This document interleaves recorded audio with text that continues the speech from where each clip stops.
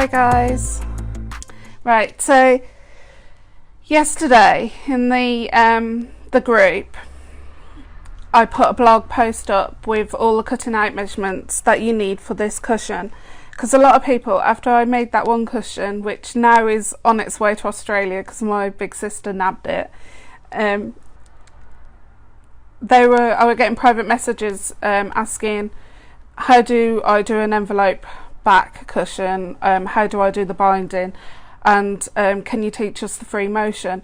I'm going to put it out there, I'm not an expert at free motion quilting, but I've been doing it 15 years alongside 20 years of quilting, and I've taught myself my ways, and there is things that have helped me down the road. Before, I didn't have this special mat that went on my flatbed, which helped. Thunder, oh no, I don't do thunder. Oh no, I really don't do thunder at all. No, my husband's laughing in the background. No, I don't do thunder at all. No. Right, so there is things I'm going to tell you how I do it. So this disclaimer is basically, this is how I do it, but there is other ways, and I will plug someone now. Sally Ann Harrison on Wednesday is doing a full in-depth Facebook Live on how to actually do free motion. She is an actual quilter, and I know I can quilt, and I've been quilting for 20 odd years, but hers are a lot more supreme than mine. So yeah, if you can follow her as well, and I will put a link up to her page when she actually well, yeah, I've got a post, so I'll put the link in the group, and basically you can go from my video over to hers on Wednesday.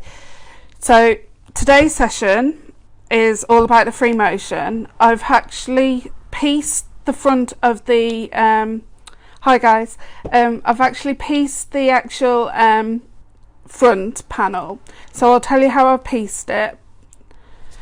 So hopefully you can see this way, the camera's this way, yeah, right. So I've given you some border measurements. So the border measurements that I've given you are border strip, the first border strips and the second border strips.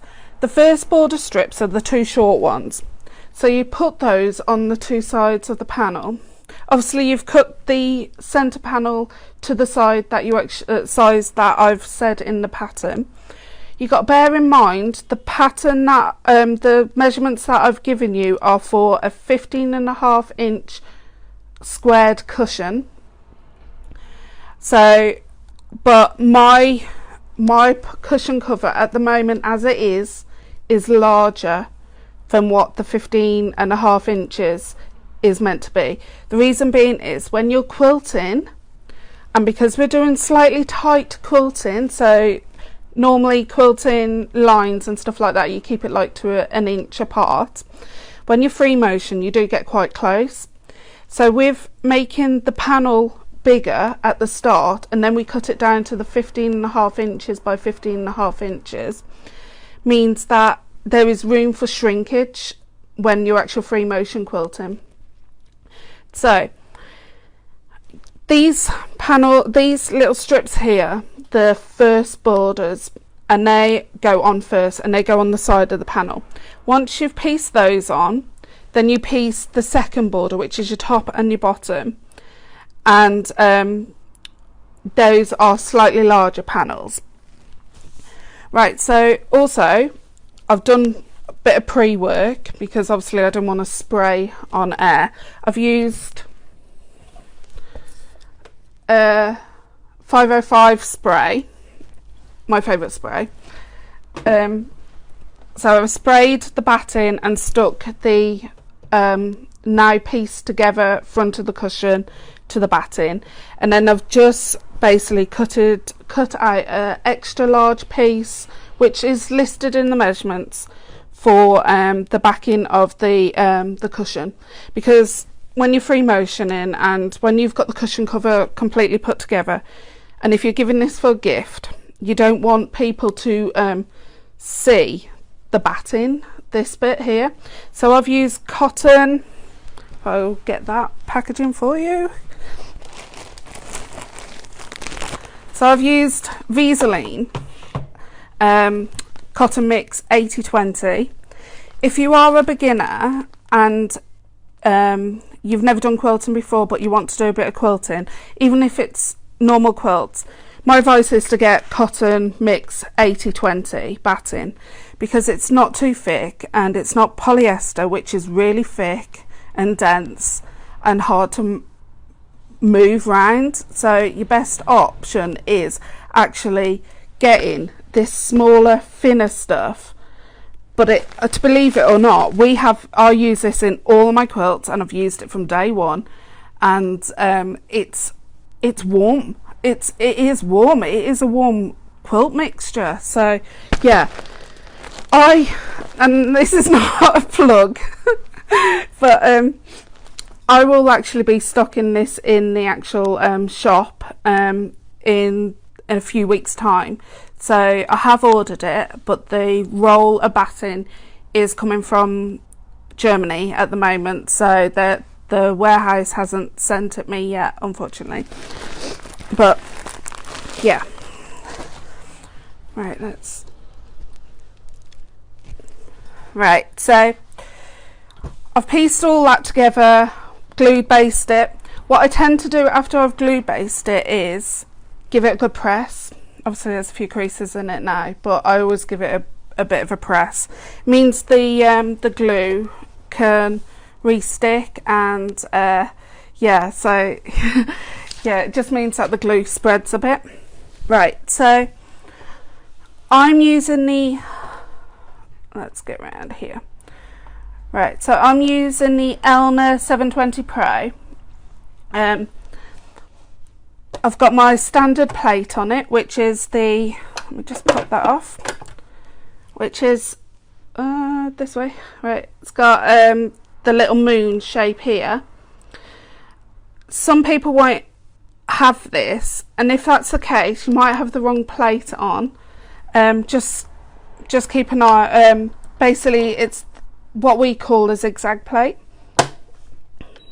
Okay. Just get that thread back.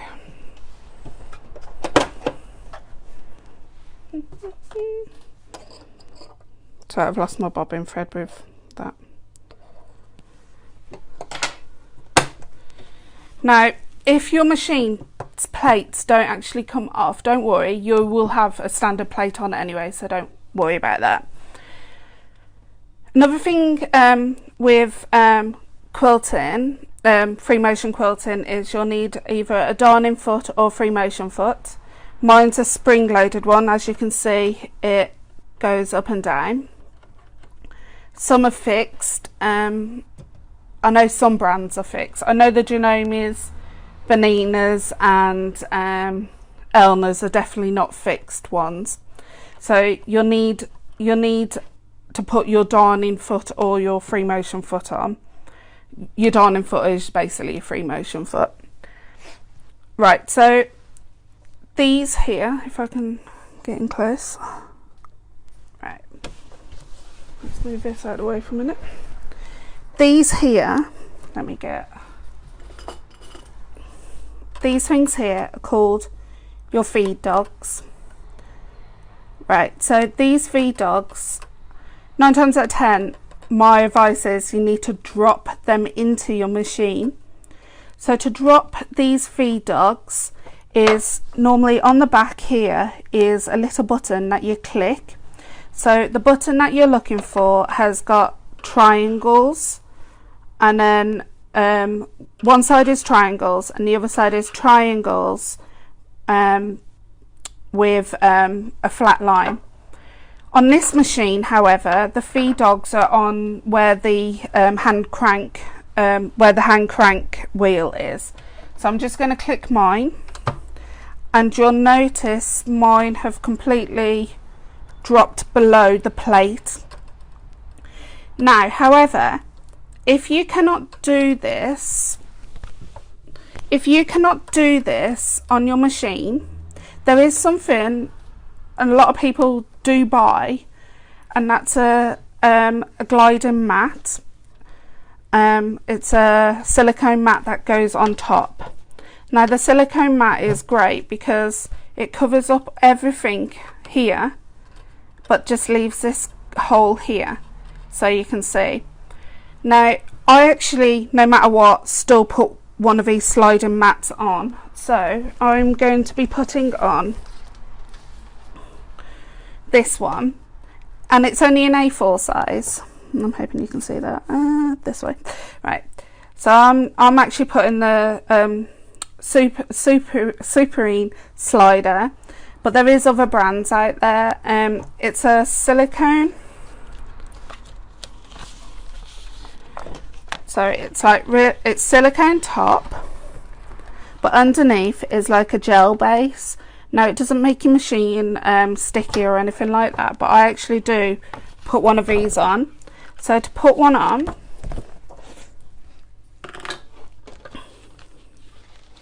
I feed it into the area where the hole is. Now I'm hoping you can see that. So you've got the hole there. I'm just going to lift up my presser foot. Right, okay. And then you just basically stick it into place. I'm just going to fish out that thread from underneath from the bobbin. So my advice is always have a full bobbin underneath, because then if you have a full bobbin, then it means that you won't be stopping and starting as much. The thread that I'm using is Aurifil thread, and I'm using the 2000 one, which is like the creamy ivory colour. I've got that in my bobbin as well as my spool on top. Now technically you are meant to use a size 80 needle, but I haven't actually got any at the moment, so I'm using 90/14, which is fine. It just means slightly bigger holes, but also means that your eye is bigger, because I struggle threading through the eye anyway, especially as my threaders stopped working basically. Right, so the other thing that I do use is quilting gloves. Now quilting gloves have got the little bubbles on the back, but they remind me of gardening gloves, but then they're a lot nicer than gardening gloves. I actually do use those as well, so I'm just going to take my rings off because I get a bit hot with these on. Right, now on my machine, so my advice is, when you're first starting off, is to make a sandwich of plain fabric, top, bottom, and in the middle put a piece of batting, and it needs to be about A4 size or block size, which is 12 inches by 12 inches average quilt block. But have a practice. That's how I learned. It took me a year to get really into knowing about the tensions and stuff like that.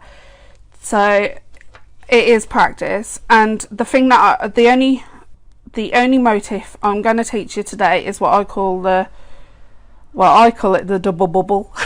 The double bubble. Basically it's a circle within a circle, and then I swoop it round and do another circle and then another circle. So yeah, I'll explain that.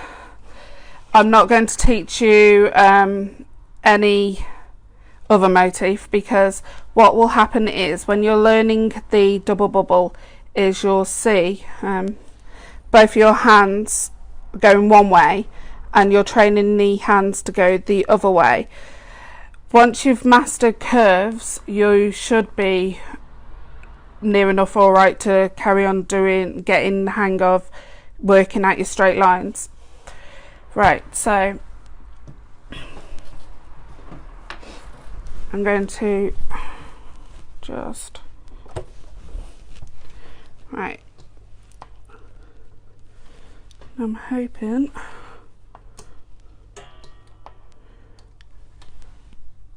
right, on my machine, I've loaded up my machine. Yeah, hardest part is getting even stitches, yeah. So the way you can get even stitches is you've got to go fast on your speed, but you've got to move it, it's hard to explain, you've got to go fast but with a medium speed of movement with your hands. Right, so on my machine I've got it on stitch, oh, hold on. Right, so I've got it on straight stitch length, straight stitch. My machine's detected that I've got the darning foot on. You'll need to drop your stitch length down if your machine lets you. My machine doesn't, because I've dropped the actual what do they call it, the feed dogs. I've dropped the feed dogs down. I always make sure my speed control is well over the half point, but not to the end, which is the fast point. So mine's always about 3/4. Right, I will adjust this if I'm finding that I'm getting slightly tired or something. I've got it on tension number 4. You tend to not have to mess around with the tension here. Right, so if you find that your bobbin thread from underneath is showing on top, means that you need to change the speed of your actual machine and how much you move your hand motion. If you're finding that the bobbin is your thread from the top is showing underneath, it means that you're having to basically there's something gone wrong with your threading up here, or your needle has slightly bent. So I'm just going to go ahead and do what I've been doing for the whole thing, and you can see how I move around this, because now we've got the slippy mat underneath, which you can move anywhere you can practice with, move with. Right, so let me put my gloves back on. You're gonna need long piece of thread on your top bobbin, and you'll need to start off with a long piece of thread underneath. So we're not going to use, on my machine, we're not going to use the scissor button at all for this free motion. We're going to always use the up and down button, pull the quilt or the quilt top away, and then cut the thread at a longer length. Right, okay, so I just had to take a drink, sorry. Got a really dry throat today. Right, so I'm holding my thread. No, I'm hoping you can really see this. Right, I'm holding my thread, this piece of the thread, the top thread, and what I'm going to do is just mimic the circle to start off with, because I'm not going to quilt inside the circle of the design. I'm just going to quilt around the circle. So my presser foot has to be down, and I'm just going to press this button here and drop the needle down and needle up. I'm going to pull this piece of thread and bring that bottom thread to the top. I'm just going to leave those there for a little while, drop my presser foot down and put my gloves back on. You'll find that I will take my gloves on and off quite a lot. Right, Yeah, I am. I always bring my bobbin thread to the top. I hold it for this part, so as you can see I'm just wrapping it round a bit, wrapping it round this hand here. And what I'm going to do is just press this button a few times in the same spot.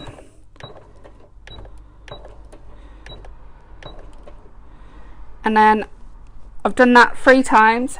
Then I'm just going to keep my hand holding those 2 pieces of thread, and there we go. There you go. My machine keeps catching the thread here. That's it. Right, so I'm just going to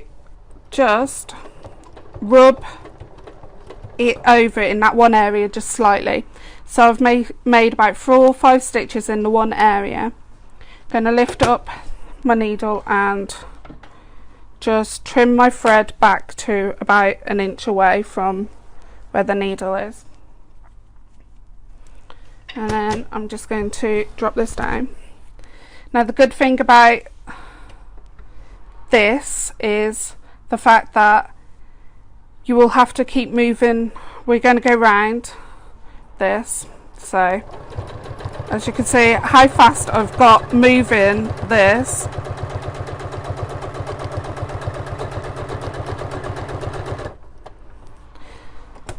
And my stitches are, I would say, around about, right, so if we were doing straight stitching, the straight stitch length I would say would be around about 1.4. So now I've lifted up I've made sure my needle's down, and I'm going to lift up my foot. I always work best when I'm pulling it towards, pushing it away from me. Some quilters, and I know Sally Ann will probably say you can do whatever you want because you're free motion, but I'm a push awayer, I've noticed, and that's how I've trained myself, is to be able to push away. You've got to work out which way you find it easy. So some people go sideways or the other way. I personally am a wayer person. That's how I've learned. So I'm just going to go around the bird's tail.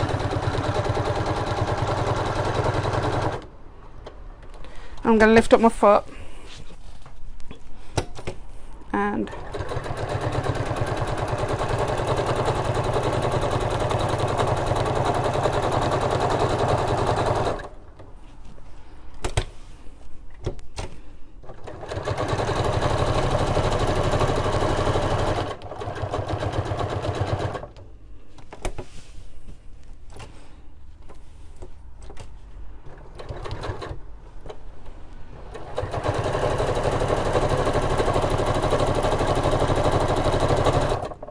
now, because I'm at a dodgy angle here, I'm just going to readjust my needle, making sure that needle's down.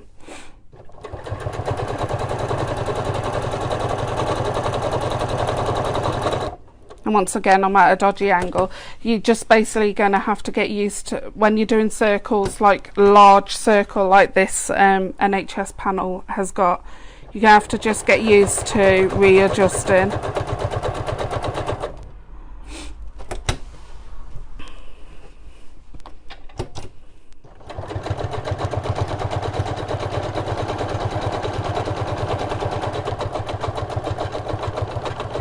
Right, because I'm taking my foot off the gas or off my foot pedal, if you notice my movements get slower. So when I'm moving it around, my movements are a lot slower. When I put my foot down on my foot pedal, my movement on the bed get a lot faster. Or not a lot faster, but to match the speed.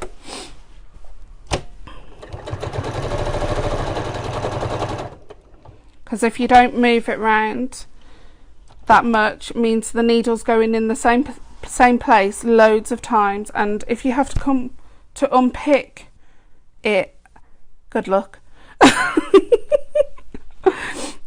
No.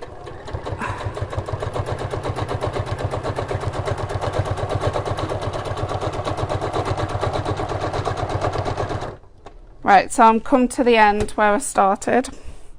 Now because I've come to the end, I'm just going to move it slightly in that one particular area, so it means that I'm locking the stitches, because I don't want to start my main free motion quilting in that area. And I've just done something that I told you not to do. I've pressed the scissor button, so I'm going to have to find the thread. So just bear with me.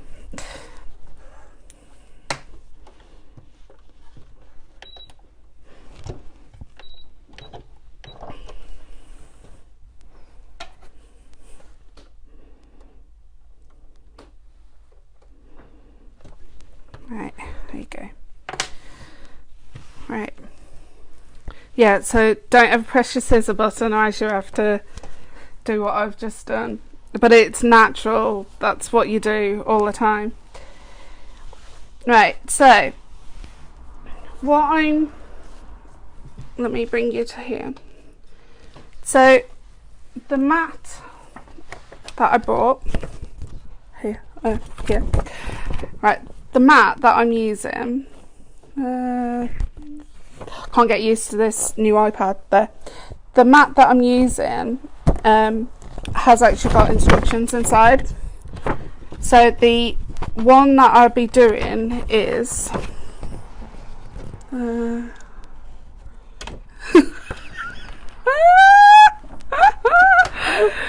this way, this way, this way, this way. Right, so I'm going to be teaching the double bubble, but they have called it something. I can't remember what they've called it. Now see, she starts here. I cannot get used to starting where she told me to. So I cannot I cannot get used to starting there. I always have to start here and draw down.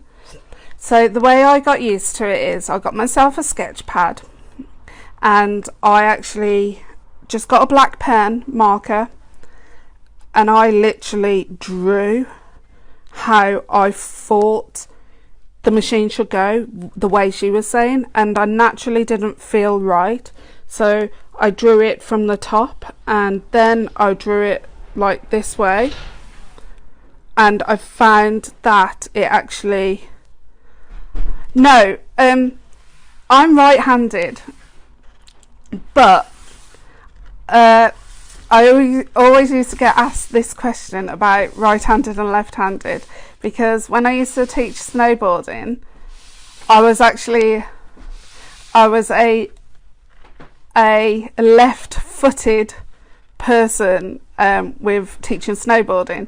So I think I'm ambidextrous, but I cannot write with my my left hand or draw with my left hand. So yeah, to answer that question, I'm caggy-handed. But yeah, so I start this way. I think it's to do with my dyslexia, because they work back to front basically. So yeah, I think that's what mine is. So the best option is to get a pen and a piece of paper and draw how she tells you to, or how people tell you to, because there is some really good books that you could get, and that's this one first, Shaped by You by Angela Walters. That is brilliant. I learnt so much from this book. When I first started, when it first came out, I thought I was doing it right when I first started, and then when I read this book, I realised no, I haven't been doing it right. So I've adapted my ways with her ways. And also another good book, and this one is really good, is the Free Motion Quilting Workbook. Now I've got a thing about, I don't like writing in books, but this book it's got pages of how to do quilting in the book, quilting within your quilts, but also it gives you graph paper, so you can practice, and then you can write your notes of whether you are like I am, where I start at the top or start at the bottom. So yeah, and also she gives you in this book loads of examples of quilting that you can do. So like the filler one, which is like double bubbles. It isn't bubbles, but they look like bubbles. They call it cobblestones or something like that. Or yeah. So, and then she teaches you how to master doing it in areas of the blocks as well. So that is actually a really good book to have. Plus this one as well. You'll learn so much with this one.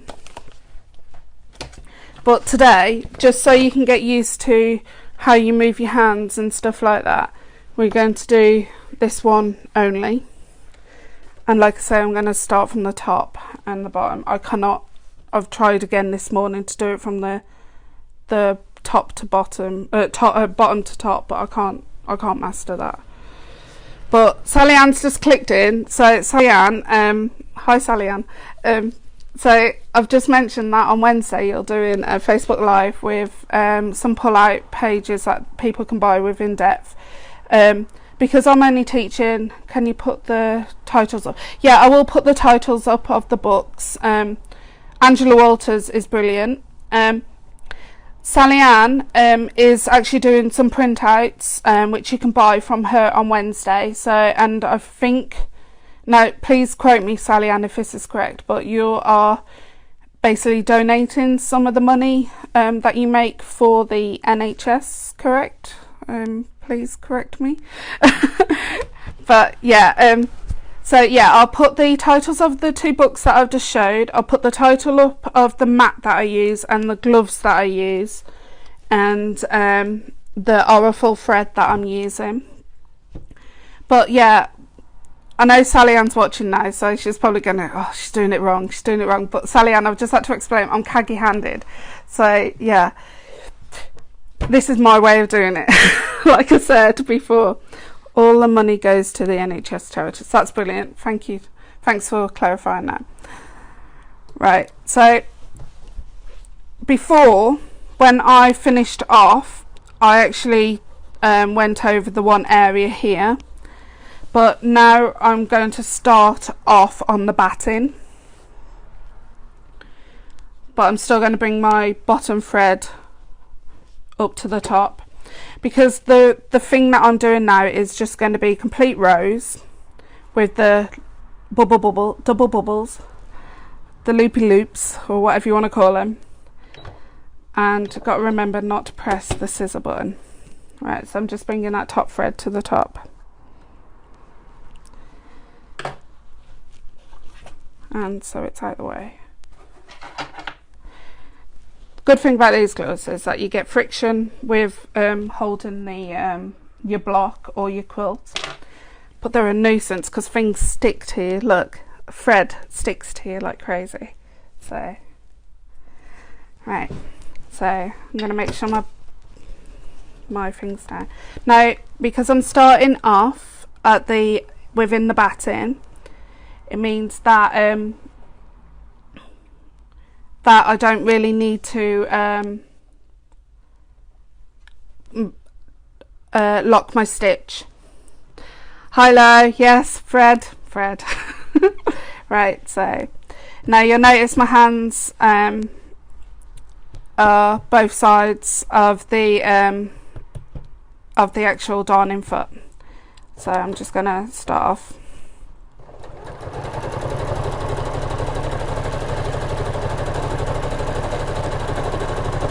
So I've just done the one. So the motion that I did was I swooped in, around, and then around again within that bubble. Now I'm going to swoop down and go in the opposite direction, and I'm going to do a bubble this side and swoop again. Hi Laurie. Right.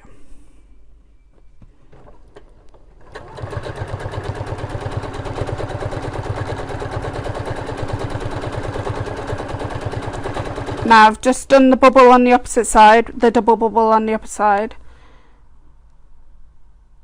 Right, Heather, I don't use the cutting button, the scissor button, because when I'm tying it off on the top, I like both of my threads on top so it doesn't actually make a cluster underneath, and especially if you're doing large quilts, and Sally Ann will probably back me up on this one, or might not. When you're doing large quilts, you don't want a nest of thread underneath, and you need a long thread to be able to tie it off, and sometimes you can hand tie it off, so you tie a knot, or you can do what I did, and I just went slightly rubbing the quilt top over the top, because you lose the thread. Because you lose the bottom thread and have to pull it through the top. Yeah, it's true, Lynn. Yeah.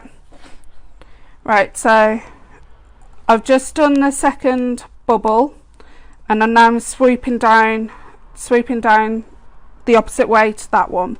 So which way did I go? Right, yeah. Right.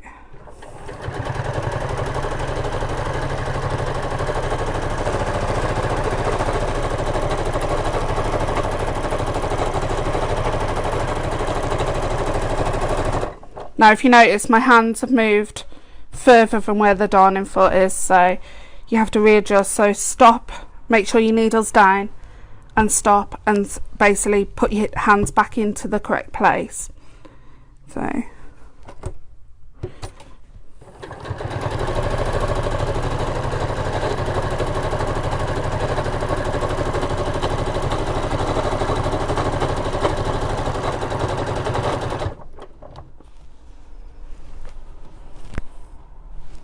I'm just checking my bobbin underneath.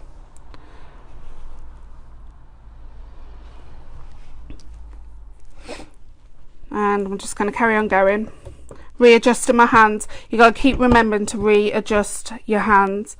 Keep forgetting to move. Yeah, see, you don't really have to think about it when you're doing straight sewing with normal feet. It is hard. It took my brain ages to realise that my hands need to keep moving. But remember, when you're moving them, don't take your hands off the quilt or off the block while the machine's still going, because it will just stay in that one area and keep moving up and down. So if you have to come to unpick the free motion, what you've quilted, it's going to be a nightmare to actually take it apart.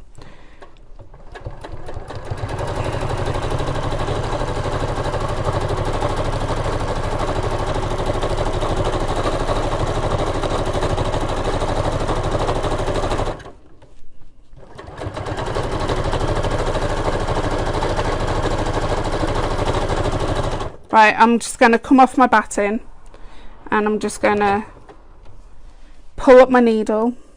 So as you can see here, I'm going to pull my needle up and pull my thread out, and I'm not using the cutting tool. And like I say, I go top to bottom. Normally with free motion quilting, you can just carry on keeping your needle down, move the quilt, but because I want all the lines to go down, I'm just going to stick to lifting my needle up and moving it along. So the next quilted bit that I'm going to do is going to end on the top of the circle, so I will have to knot it off at the end. Right.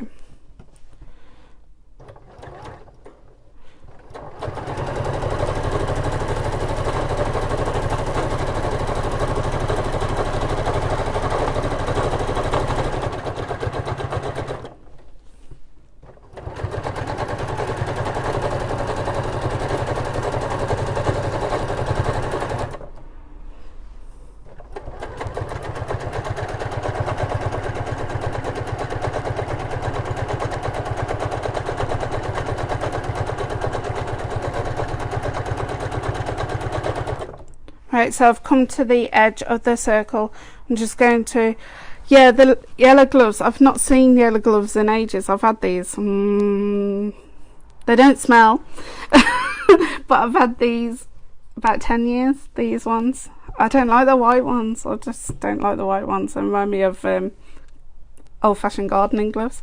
Right, so I've just come to the edge of the circle, and I want to finish that part there. So I'm just going to move it slightly just in that area. So I lock a few stitches, lift up my needle, and I'm not going to cut the thread at this point. I'm just going to move it down to the other edge of that circle, drop my needle, and basically lock the stitches in this area as well. So I'm just going to move it slightly. I'm moving it millimeters. I'm moving it like one or 2 millimeters each way, and I'm just going to carry on doing the double bubbles.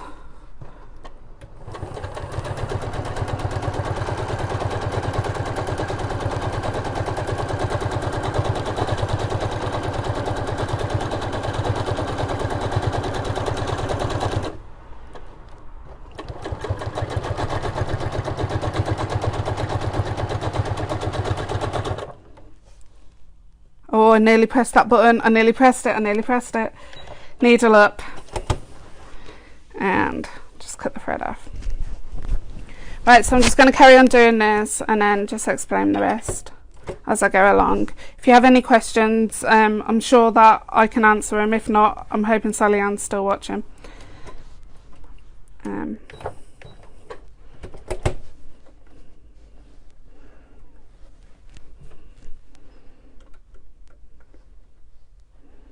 Like I say, I'm not an expert, Sally Ann is, so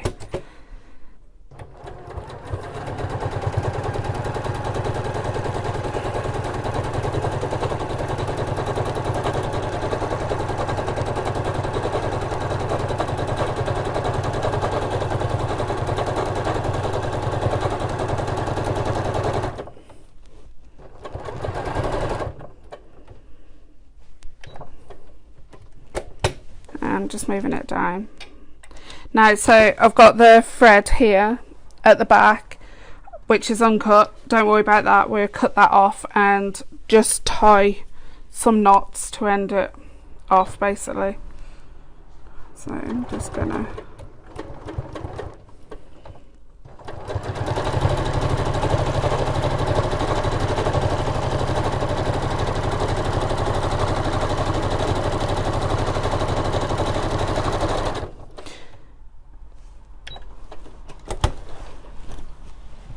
back again. Now, so if you didn't want to go straight down, like I said, you could have turned that around and gone back up, but I'm caggy handed, so I have to do, if I'm wanting straight lines with these double bubbles, I have to literally cut my thread and start again at the top. But like I say, some people don't need to do that. I'm hoping Sally Ann will show you how not to do it to the next step on Wednesday, which I'm hoping she will.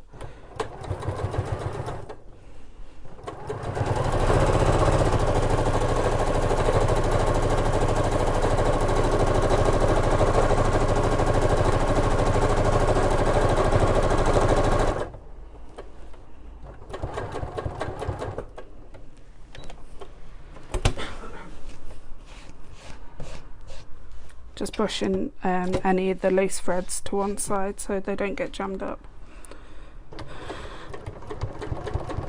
Another good thing you need to do is make sure your hands are at 90 degrees, your arms are at 90 degrees, and you are practically can see where the needle's hitting, because that is the bit that you're going to be watching when you're actually doing this free motion.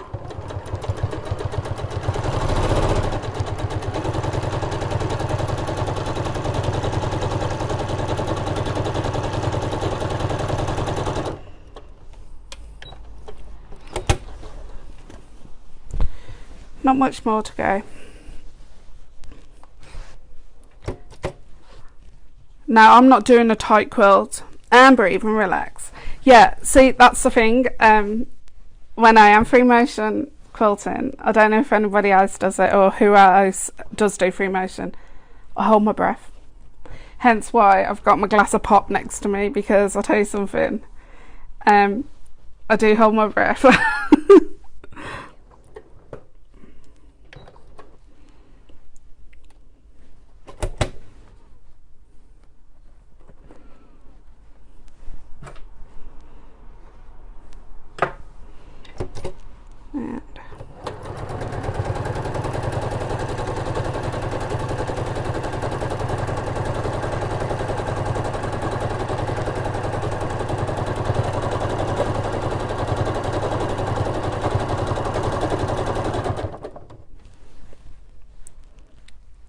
And a glass of wine always helps. Sally Ann, I'm allergic to alcohol, so it's Pepsi Max for me. So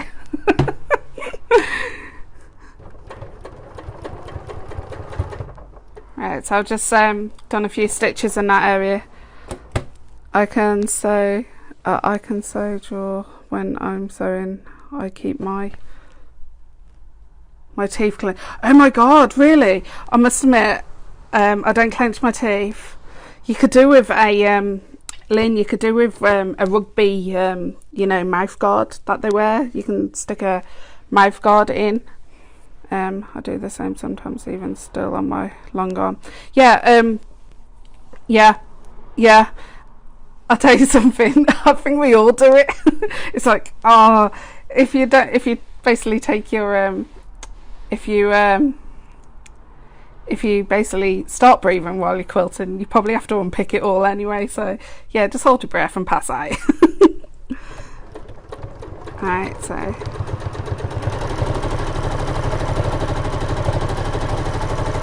I'm always doing my big circle first, and then echoing the little circle. Oh, nearly pressed that button again.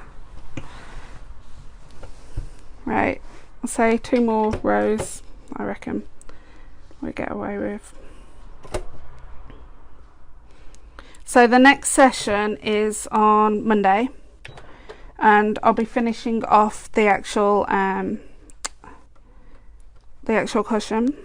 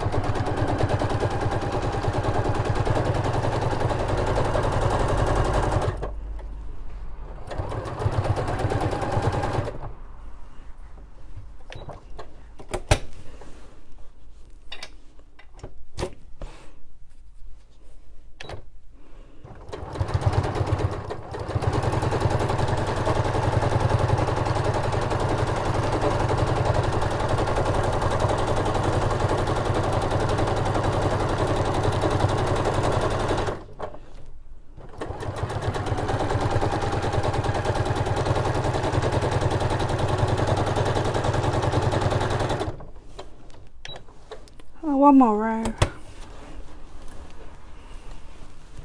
and it's a big one. Oh, hooked up here.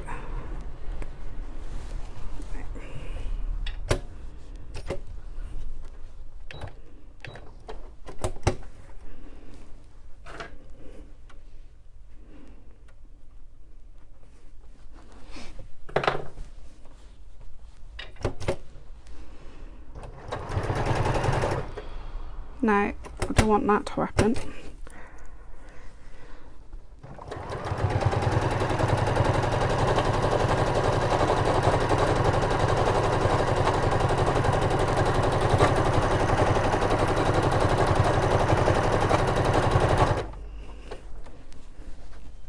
Just need to roll it up a bit.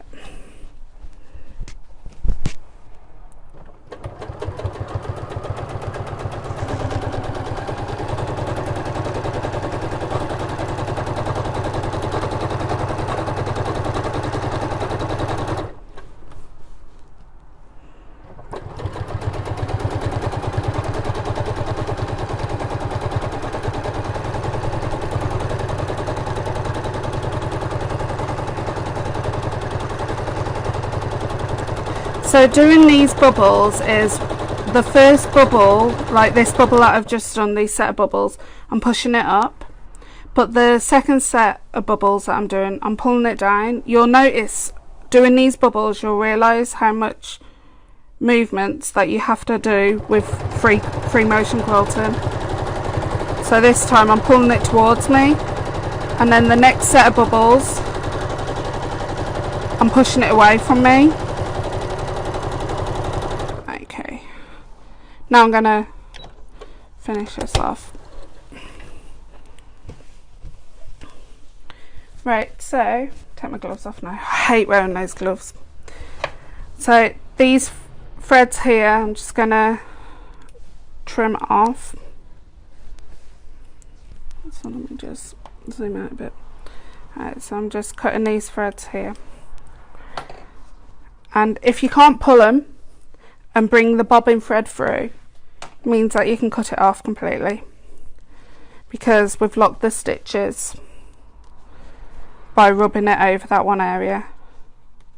If you can pull the bottom thread through, like that one has brought the bottom thread through, I'm going to go around the back, snip it off in the centre, pull it through to the top.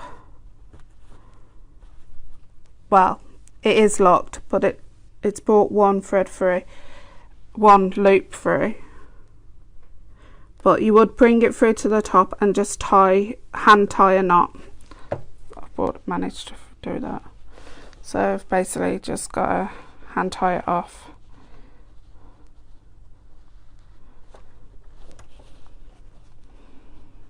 And then just basically trim it back.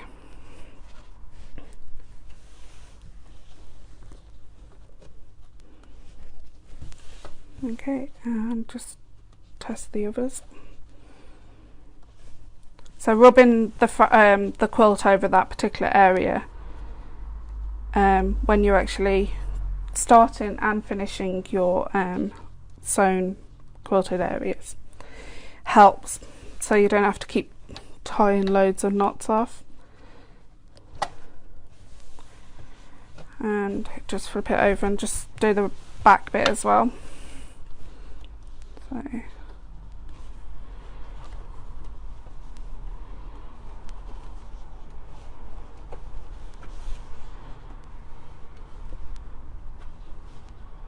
and also, with not having to either press your lock stitch on your button on your actual sewing machine, or the fact that we brought the bobbin thread through to the top, means that there is no massive nests underneath of thread.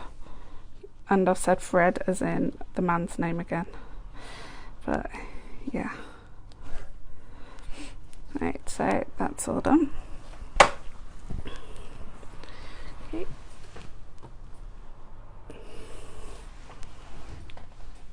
Right, so I've quilted all of that. Okay, so I've quilted all of that. So the next thing I'll need to do, as explained, this is actually cut bigger than the actual what I actually need. So I'm now going to cut this down to 16 inches by 16 inches, because my cushion is 15.5 inches by 15.5 inches. So and basically what I end up doing is I trim this batting back first. I trim all this this excess off first, so I've just got the main outer front, but in the quilt sandwich.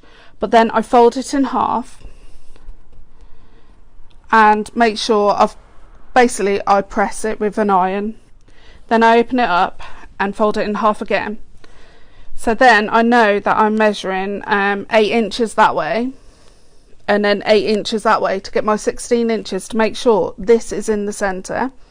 And then I do 8 inches from the centre to the top, and then 8 inches down from there, which makes sure that is actually in the actual centre.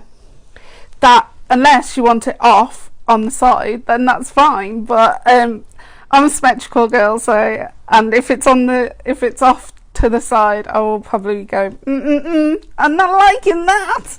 So, and as I'm keeping this one, because my other sister, my sister in Australia pestered for my last one. So it's got to be symmetrical. So yeah, so that's how I do it. Basically, if you're doing a size cushion that I'm doing, which is 15.5 inches by 15.5 inches cushion filler, you'll need to measure 8 inches up, because we need to make it 16 inches, because the next few steps are going to be 1/4 inch seam allowance. So I'm going to do that for when I come back on Monday. So that will be all prepped, ready for me to carry on finishing off the cushion. The other things that you will need to do, if you are sewing along, is to have your 2 pieces on the back. So one piece is, where's my measurements? So your 2 envelope back pieces are 16 by 12 inches and 16 by 10 inches. And then you'll need 2 pieces of binding. I'm not swearing at you, 2 pieces. You'll need 2 pieces of binding, and you'll need to make that from selvage to selvage. I can't get used to this camera, right? So I'm thinking on Monday I need to put the camera on that side there, rather than this side. So sorry. So you need to do 2.5 inches wide by 44 inches long, and you need 2 strips of binding. I've just done from selvage to selvage, straight of grain, and that will be the binding. So, and a lot of people have been asking me to show you how I hand sewed the binding at the end to make it a lot neater than having to top stitch the binding on. So I'm going to be teaching that as well. So I think that's everything. Yeah. So have a good weekend, and any questions, pop it below. Yeah, like I say, I'm no expert, but what I will do is just did a screenshot of you putting oh my god, really? Yeah, just put it on everything. I expect it in photo albums everywhere. But yeah, no, so yeah, on Monday at 2 o'clock I'll be back live to finish off the cushion, and then I don't know when I'll be doing a live Facebook. I'll have to work that one out around my husband. So yeah, thanks ever so much for watching, and I'll see you all on Monday. Yeah, Monday. Bye.